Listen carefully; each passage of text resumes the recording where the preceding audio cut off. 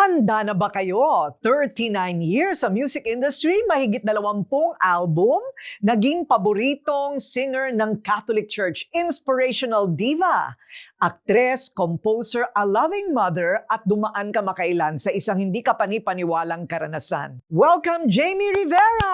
Yay!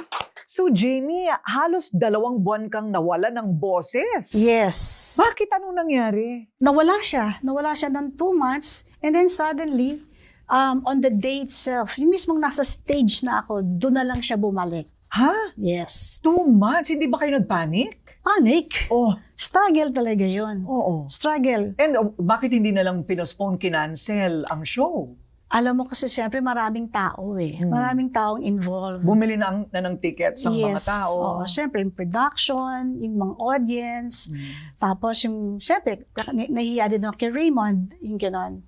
So, hindi ko pwedeng i-cancel. Inspirational diva. Siguro bumabagsak na yung mga mga eskaparate mo kasi ang dami ng awards. Di ba? Ang dami mo ng trophy. Nakita ko sa bahay mo. Hindi ba? So, pero saan nagsimula lahat yan?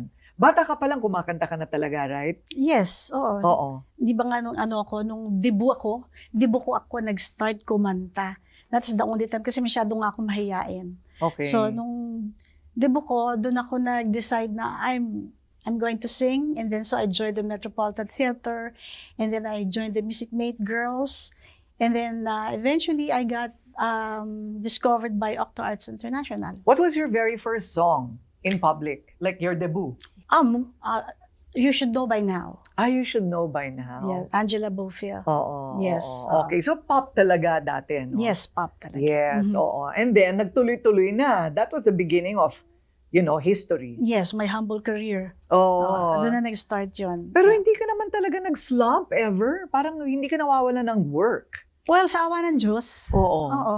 Kasi parang nagkaroon ako ng mahilig ako mag-reinvent ng sarili ko. Siyempre, pop singer ako nung una, di ba?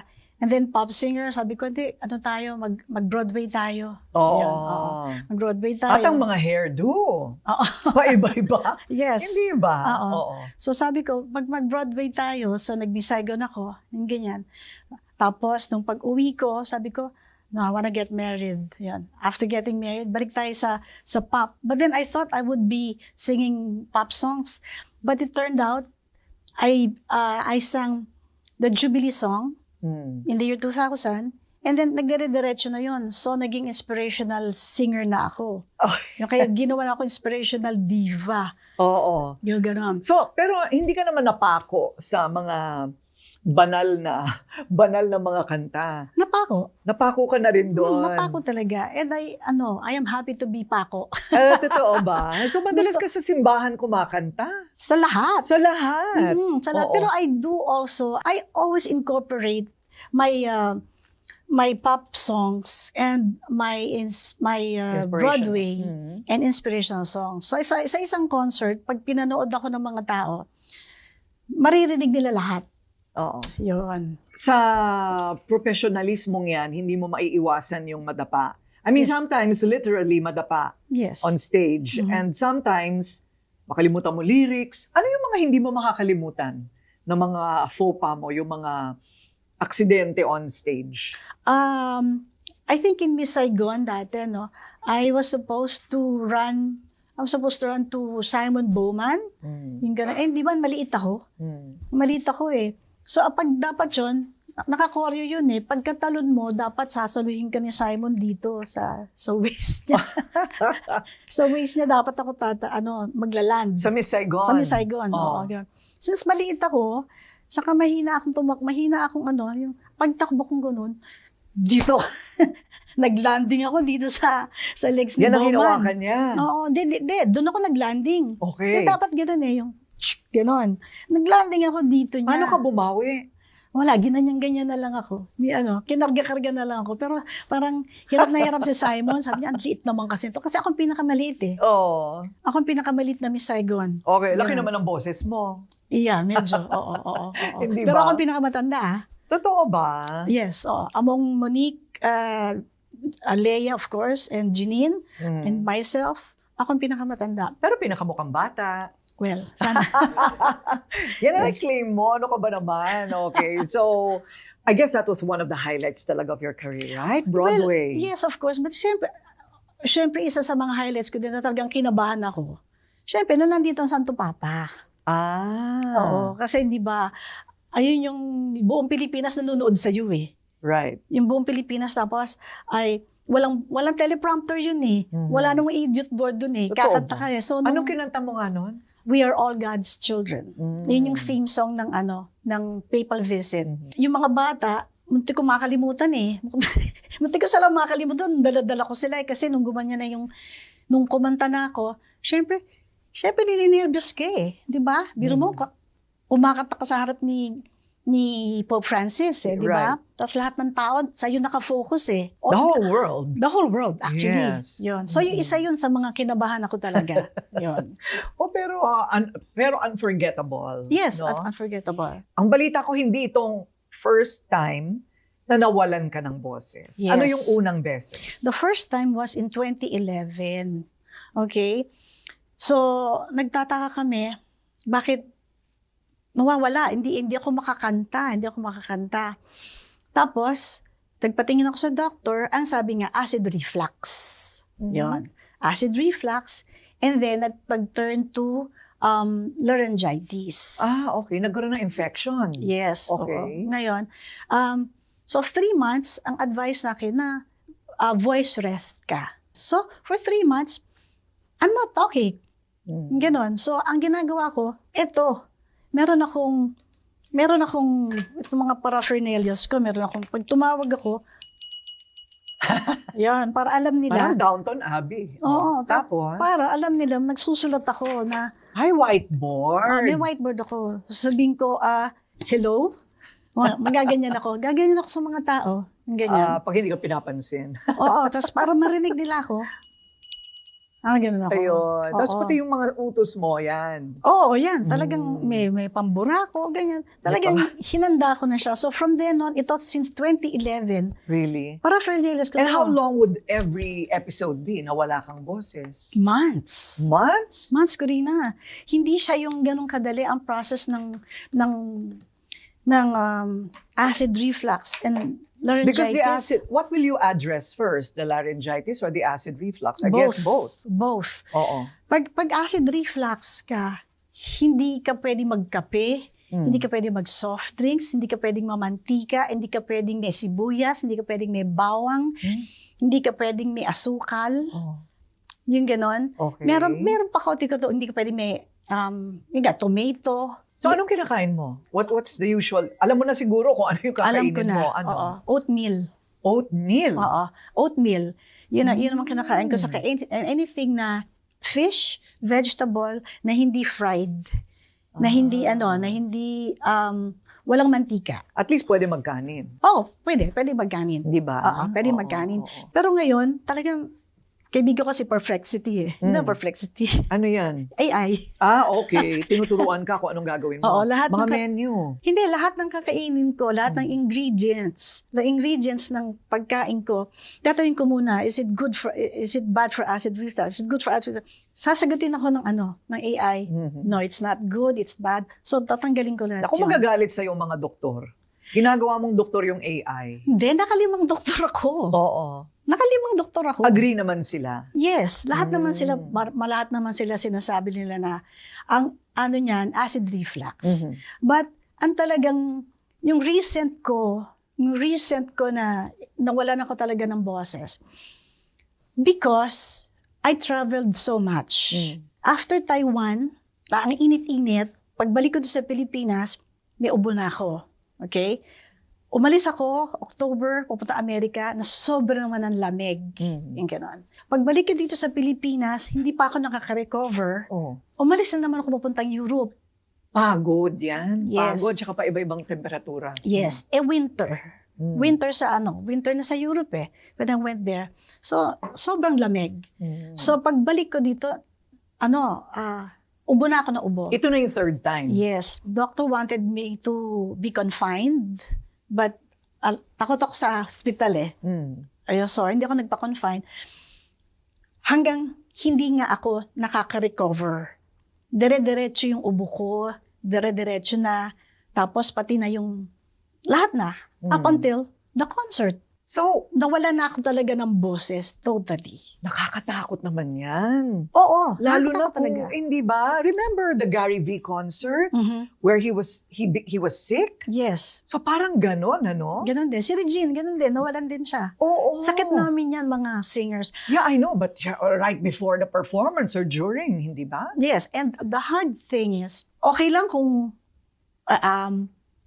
may acid reflux ka, may laryngitis ka, pero wala kang show. Oo. Pero ito hindi eh. May concert ka eh. Kumbaga, limitado yung oras mo na pwede ka magpahinga. And another struggle is to memorize. Kasi, when you know that, di ba? Pagka magme-memorize ka, I hate that. you have to verbalize eh. Hindi ba? You have to verbalize. I mean, you have to, when you memorize, pag-aaralan mo yung voicing, Right. yung melody, you have to sing it. Verbalize, yeah. Di ba? Alam mo, Corina, natuto ako mag-memorize mentally. So, mentally lang, nini-memorize ko yung song, pinapakinggan ko siya, pinapakinggan. Even, ang struggle lang talaga, yung melody. Okay. Yung voicing, ganun. Kasi, pag kinakanta ko, hindi ko siya magawa. Kasi alam ko, wala lumalabas. So how long did you stay silent bago itong show mo? Yung talagang silent na silent ako, mga 1.5 months. 1.5 months. So nakapagpahinga naman kahit paano. But it's not an allergy? You ruled out allergy na? Yes, lahat na. Nag-start sa allergy, ang dami na eh. Oo. Ang dami na allergy na, acid reflux, ubo, sipon, lahat na. So within the 3 months na wala kang boses, tuloy-tuloy lang yung paghihilom mo. Yes. And you had to take steroids. I had to take steroids. Ganun. Because I have RA. We found out that if you have rheumatoid arthritis, a certain muscle from in your throat, it gets inflamed. So since namamaga siya, okay, kailangan mo mag-steroids. Yun. So for a month, mga 3 weeks, naka-steroids ako. Even up to now, naka-steroids pa ako. Hindi, tinitaper ako sa steroids ko. And then dumating yung time na rehearsal na namin, kailangan ko na siyang may boses. Kasi ito, rehearsal na eh. Di ba? So, we asked for steroids na injectable. So, inject ako dito, yung ganyan. Lumabas siya konti. Nakakanta akong konti, ganyan. Pero alam mo yung in the morning, when you wake up in the morning, takot na takot ka na. Ang hirap dito, Corina, yung fear mo na eh. May fear ka na May deadline kasi. May deadline kasi. Oo. Lumabas yung boses ko ng konti, pero alam mo, hindi mo ma-reach yung mga notes mo. And my songs are high. Oo naman. Boses, ikaw pa, kailangan birit pag Jamie Rivera. Birit yung mga songs ko. And yung mga bagong kanta na binigay sa akin, birit din. Ganon. So, yun ang mahirap talaga doon. Imagine mo, in the morning, sasabihin ko, when I wake up in the morning, sasabihin ko, sound check. Gaganon ako. Tapos sasabihin ko, I have a love. Magbarig ko na sa dulo ko na hindi ko kaya notes. The whole day, parang nadidepress ka na. May anxiety ka na. May depression ka na. And there was no option to reschedule the concert? I opt not to. No? Kasi Valentine yun eh. Okay, teka muna. Masisira Anong plan yung- B? Anong plan B? Halimbawa, Gary V. Remember the Gary V concert? People wanted him to redo it. So, pinilit pa rin niyang mag-perform, pero konti lang, kasi may sakit. So, nagkaroon ng konting kontrobersya doon, right? So, in your case, hindi ka natakot na pag nagsa-entablado ka, walang lalabas? Alam mo, Corina, ang lakas ng faith ko eh. Ha, totoo ba? Wala kang plan B? Wala akong plan B. Sinabi mo kay Raymond, oy, mukhang magsosolo ka ngayon. Ganun. Hindi ko na sinabi yun. Although, okay, ganito. Sabi ko kay Ming, paano pag hindi talaga lumabas? Sabi niya, saka na natin pag-usapan niya, saka na natin. Isa pa ito. Sabi niya, saka na natin pag-usapan. Ginawa niya, tumawag siya dun sa doktor ko nga, kay Doktora Navarra, dun sa RA ko. Sabi niya nga, Doktora, eto nga, nabasa ko na pag may RA ka, pa yung muscle mo dito, na mamamaga nga. Sabi niya, totoo. That's the time that she gave me yung steroids. Okay. Yun. So, from then on, sabi ko, hindi, Lord, eto na po. I did everything. I rested. I have steroids, oral. I have steroids na injectable. Ganun. It's all yours. Sabi ko, it's all yours, Lord. I will not postpone it because I believe I will have my voice. Di ba sabi nga ni God, be still and know that I am God. That's Psalm 46:10. Sabi niya, be still, relax ka lang. Relax ka lang, Jamie. On the day, I will give you back your voice. And I believed that I will have my voice. Yan. Kasi nangyari na rin sa akin yan eh. Okay. Nung concert namin ng The Company ng 2019, wala rin akong boses. Pero on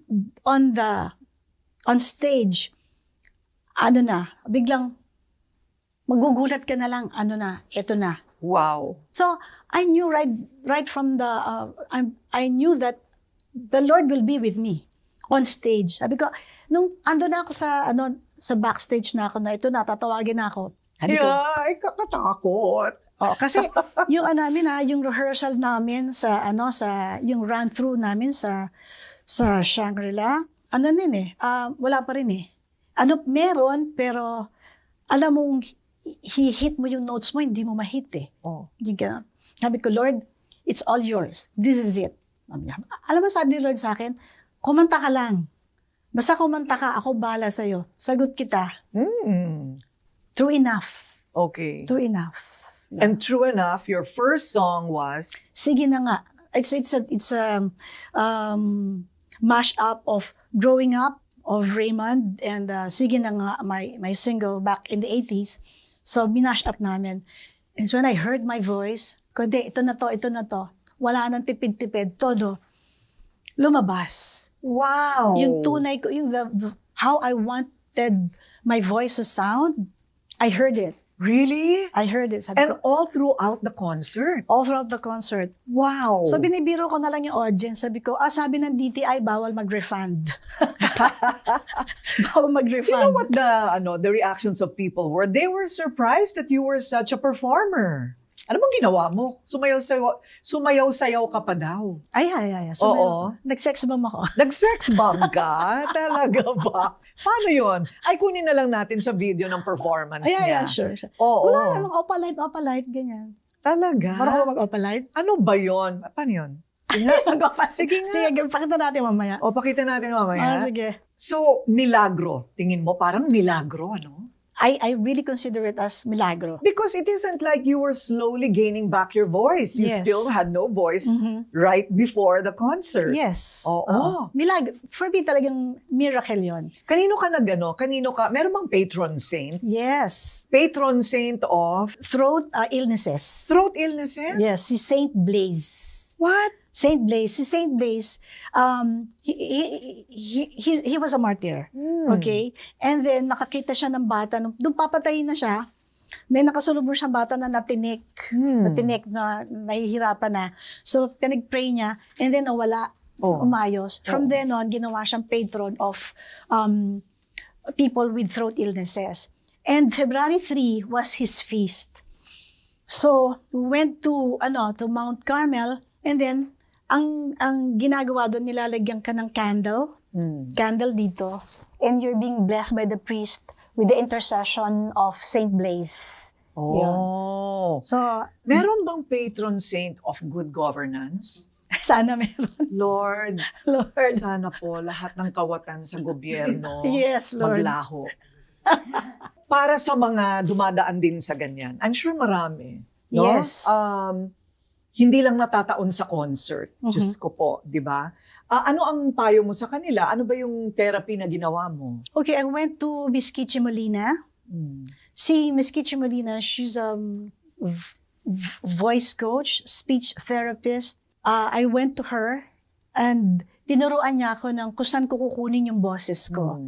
tinuruan niya ako nung mga paano gagawin, yung imamassage mo yung buong yung buong face mo hanggang dito sa throat, pagagalawin mo yung yung vocal cord mo, ganyan. And then tinuruan niya ako na kunin lahat ng air from my abs, from my abdomen. Ganoon.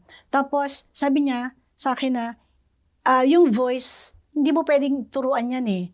Sasabihin niya, it will come out on its own kung kailan niya lumabas, kung kailan siya lalabas, yung ganyan. Okay. Yan, so may exercises siyang binigay, meron siyang scaling, yung mga scaling, yung mga ha ha ha ha ha ha, yan, scales ang tawag doon. So, nakita ko, oo nga, tignan mo Jamie, sabi niya, lumalabas yung boses mo because you have enough air. Ganoon. So, pag wala kang hangin, at ginawa mo dito, magagasgas talaga yung boses mo. So, I went to her. Actually, siya din nung 2011, siya din yung speech therapist ko. Even when we talk, dapat pag nagsasalita pala tayo, ginagamit natin yung hangin dito. Oo nga. Oo. Kasi pag news ako, para akong nauubusan ng hangin. Yes, true. Oo. So, pag nagsasalita daw tayo, dapat dito rin natin kinukuha sa abdomen, ganyan, para mas malakas yung bato. Yeah. Ayun. So, mga therapy ganyan. Ano? And then, on stage, talagang ginamit ko. Kung ano yung tinuro sa akin ni Miss Kitchi, talagang hangin kung hangin. Right. So, when did Raymond find out? Si Raymond, dasal na dasal yun. Sila mag-asawa since nung January 9. January 9 yung first meeting namin sa production meeting. Ito na, gamit ko na to. Nakaganyan na kami ni Raymond.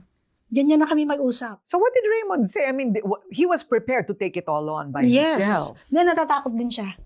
Sabi din niya sa akin, kasi nung after na, nag-uusap kami, alam mo, we've been praying, Mia and I, the wife of Raymond's Mia, nag-thank you din ako kay Raymond kasi he's one of the people,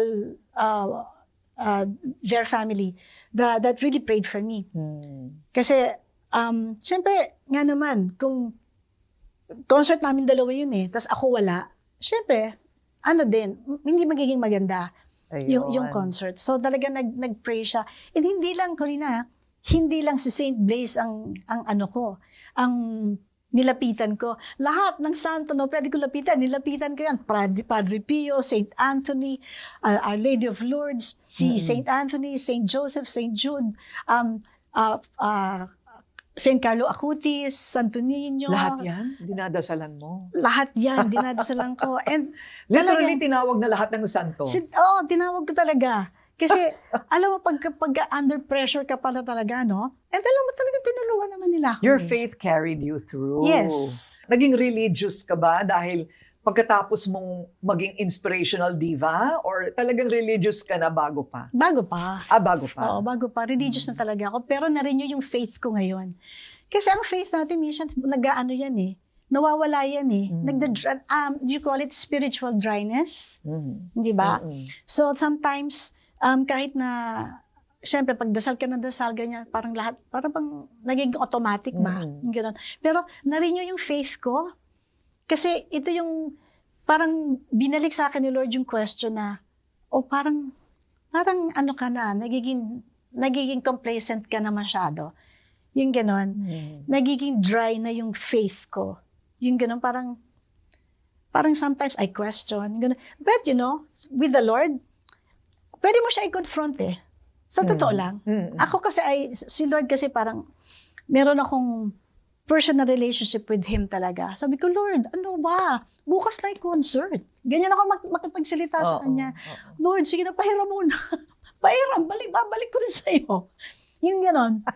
Cool ka lang. Lord, pautang. 1 million pesos lang, Lord. Ibabalik ko rin sa'yo, Lord. Hindi ako nagbibiro, Totoo po yun. So, okay. Yun, talagang, parang yung faith ni Lord, the faith ko kay Lord, kumbaga, na-renew.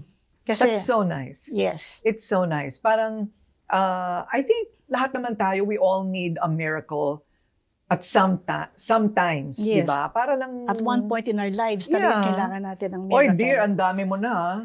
Marami ka ng miracle, ha? Marami na rin. Mm-mm. But I think this was one of the closest calls. Yes, because when in your weakest time, that is the strongest that the Lord is with you. Yeah. Yes. Ganon, ano? That's Yes. the lesson that is Yes. again taught to you Yes. in this episode. And consult the doctor. Don't self-medicate. Do your part. Yes. Do your part. You have to Yes. do your part. You have to do your Alam mo part. namang bigla na ibigay sa'yo yan. Yes, ah. do your Wala part. ka ring trabaho. No? Yes. Well, we're very glad that you're back and so is your voice. Yes. Thank you. Oo. Hanggang kailan yan hindi natin masasabi. Of course, but kaya nga, that's why you really have to take care of yourself. Mm-mm. You have to take care of your voice. So congratulations, another challenge hurdled. Thank you. Mahaba-haba pa sis. Oo, Maghanda ka na, marami pang darating. Ang daming tumatawag ngayon eh. At dahil sa naging medyo kakaibang karanasan ni Jamie Rivera, meron siyang kanta na ibabahagi sa atin. Pero kahit refrain lang, sige na naman, wala akong pambayad sa iyo eh. It's okay. Sure. Oo. What would that be? This is entitled My Life is in Your Hands. A song by Cathy Trocoli. It goes like this. My life is in your hands. And though I may not see it clearly, I will lift my voice and sing. 'Cause your love does amazing things. Lord, I know my life is in your hands. Yay!